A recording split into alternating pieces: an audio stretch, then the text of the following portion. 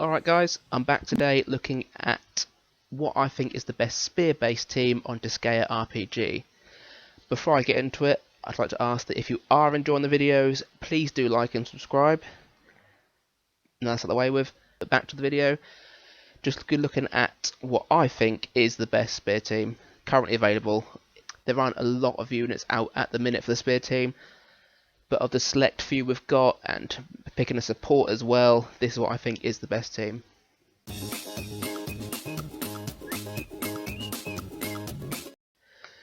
Kicking it all off, it is an easy one. You know it's going to be Tyrant Valvatorez. He's probably the top unit of the game currently, top 1 or 2 at least. His evilties are great. He boosts all allies stats of spear wielding base ones by 15% except for speed.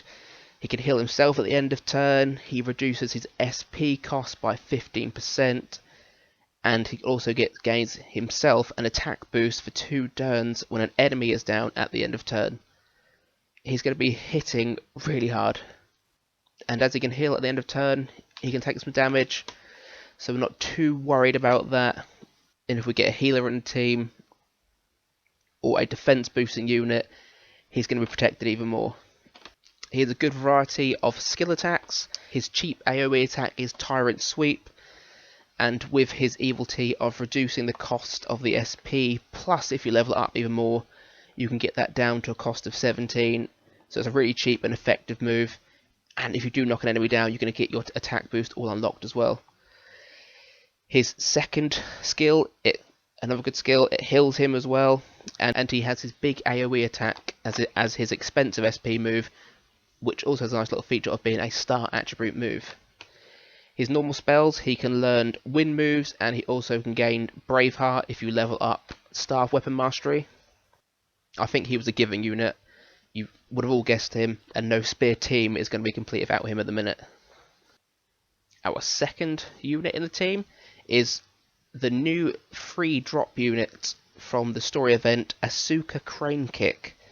Now, she's a really nice addition to this spear team because not a lot of the units boost all the allies, and her first main evilty boosts all ally stats by 12% except for speed.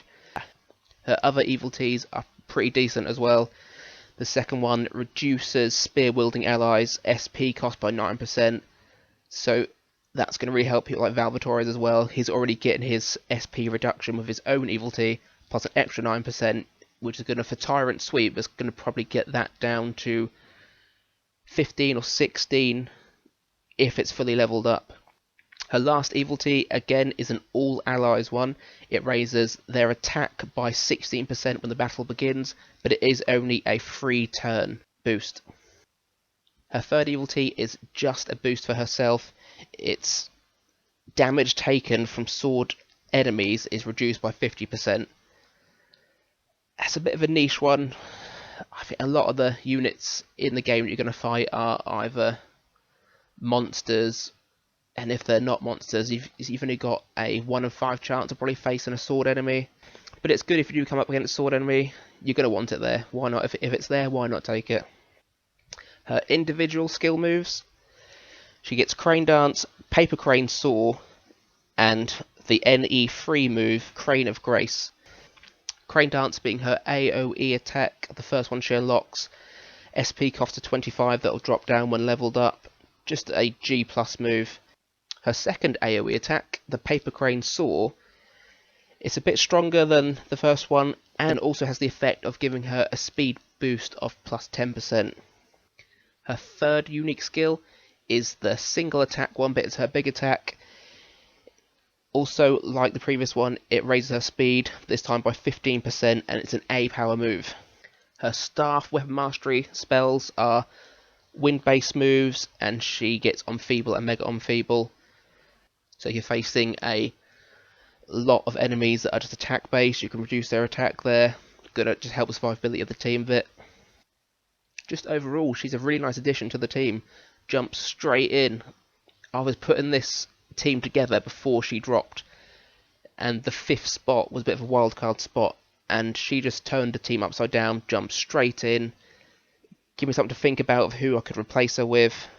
But really happy that she's a free to play unit a free drop unit, so everyone can get her. You can get her straight to NE4 as well with the amount that she drops, since you can get 5 from the event. The next 2 units to go in the spear team are Etna and Margin Etna. Now, both of these units are pretty selfish units. All they do is boost themselves with their evilties. You've got Etna, who, you know, I really like Etna because she's a free-to-play unit. I base a lot of my other videos around Etna because you can get her to NE7 very easily. You can probably get to NE10 now with the amount of printies that are dropping. But her evilties, yeah, as I said, are very selfish. Damage to females and damage to pretties, she does 60% or 45% to females, 60% to pretties. She's an action gauge boost, and she also has the attack plus 32% for 3 turns. So the first 3 turns is in play, really strong. After that, she's that little drop in attack of the 32%, that's just gone then. Unique skills, cheap single attack, the pretty raid, her 2 other area of effect skills, mid-cost skills, and she also has her S-tier single move, but expensive SP. If you do level up her staff weapon mastery, she gets wind moves and she gets armor break as well, so you may want to consider just putting maybe one of the armor breaks in. You might want to level up the wind moves if you need a wind move at some point. Etna's there if you do want it, but again, but even Tyrant Valvatorez, he had wind moves. Not that you're probably going to put him on Tyrant Valvatorez because he's got other better skills to be using there. Margin Etna, another free-to-play unit. You can get it from her own event, which comes around. It's come around quite frequently at the minute.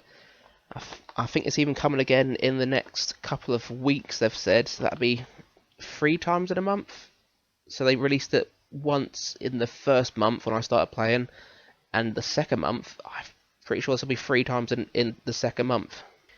Her first evilty, she gets her boost to all stats except for HP and speed for the first 3 turns of 32%.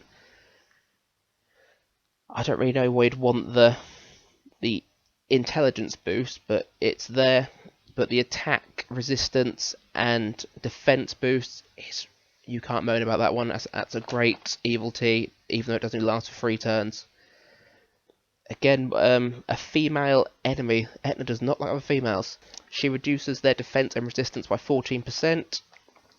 Start of battle, she gains 25 SP. And her last ability, I was saying they were both selfish units, but Margin Etna does have the Spear Allies speed boost plus 12%, but it's only for 3 turns from when the battle begins.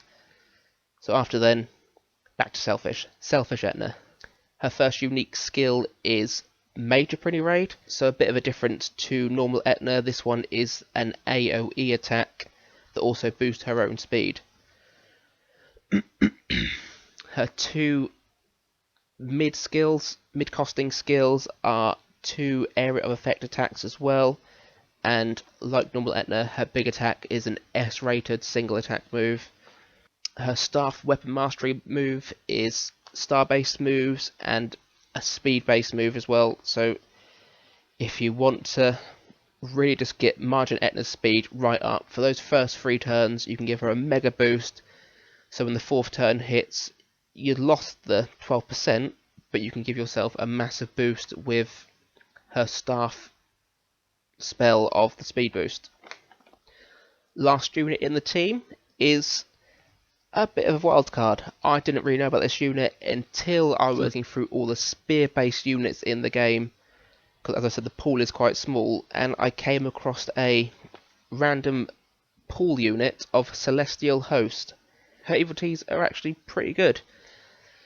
Nowhere near as selfish as Etna or Margin Etna, since 3 of them boost allies, and the last one reduces monster enemies' defense by 20% when a turn begins.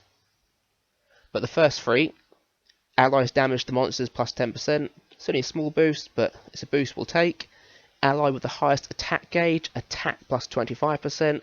So if you're building your team around Margin Etna, she's going to get an extra boost from her initial 3-turn boost. So if you're using Tyrant Valvatorez, basing him on speed, he's got an extra attack of 25%. If you've used his Braveheart, even higher than that. So his Tyrant sweep, if you are going first, you can just get a big smash from an enemy, or you could even just do a single attack, so you know that the next 2 turns afterwards, you've definitely got your extra attack boost from his evilties. Her skills are why I put her in. Well, one of them in particular, I didn't know this skill existed, but her first one is just a cheap AoE attack. Don't care about that one. It's this second one. Resurrect a random ally. Now, I didn't know that existed in the game at all. I've seen defense raising, magic boost, you've seen Mega Enfeebles, Bravehearts. I didn't know resurrection existed. My only doubt for this one is that you're going to have to build Celestial Host as a tank, I think. There's no healing in this team currently. I'll talk about that in a minute. So she's going to be fairly weak, I think, because she's a less of a star unit. Could be a bit detrimental to the team because she's going to be the weakest there defensively anyway. So she could be the first one that gets killed and then it's gone. The thing you wanted her in the team for is of no use. So you've got to, I think, build her very defensively, high resistance, high defense, high HP, get the innocence on her that raise them up as well. And just build her, yes, build her as tanky as possible. Her staff weapon mastery skills, she's got some star moves, she's got magic boost, and she's got shield. So you want to build up her shield to keep her surviving throughout the battles. So she's not getting a resistance boost, but you could raise her resistance even higher in equipment, leave her defense a bit lower so you can use the shield in the game to raise her defense. But just a great skill to have. I think just the resurrection, I don't know what's got me so excited, but I want that in my team. Now, I reckon you could probably drop either Etna or Margin Etna in this team. I don't think you need both of them in there.